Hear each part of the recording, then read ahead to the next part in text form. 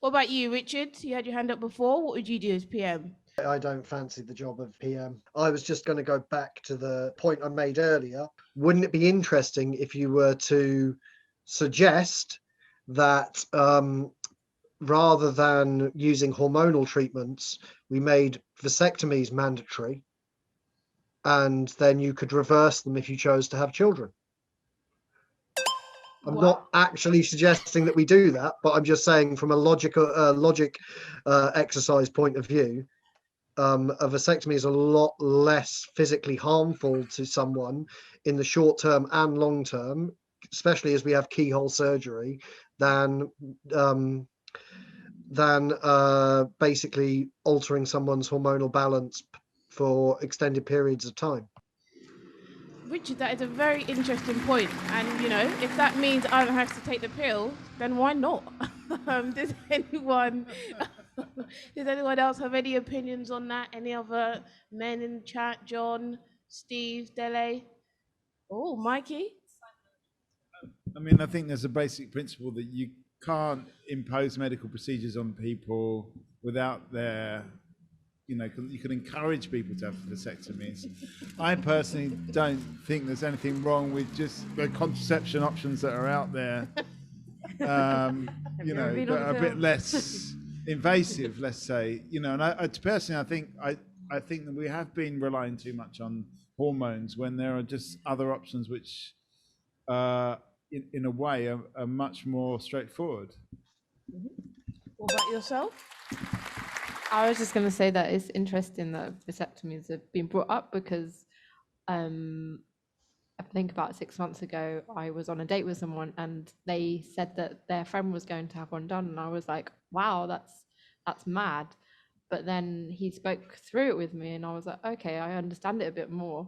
And that was the first kind of time, I'm 29, that even the idea of a man having that done was even like brought forward to me as a form of contraceptive.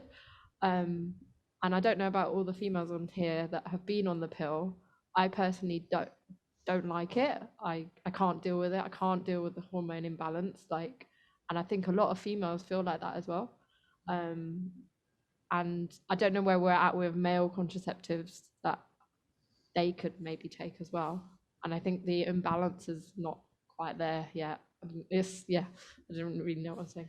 Yeah, I completely agree. I think whether or not we go full blazing into the vasectomy route, I think that I'm not saying that we do, but it's just interesting that it's been brought up because no, of course. I don't think it's ever been talked about that much at all.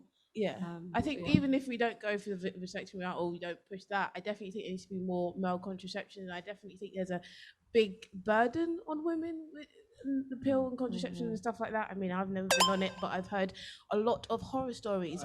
I think it was someone earlier on that said a knife in the hands of a surgeon can save a life, in the hands of others it can end a life. Oh, there you go. It could also end a life in the case of if it prevents conception, it's effectively ending a life too. Going full circle. Yeah, Going exactly. back to Katie's lovely words.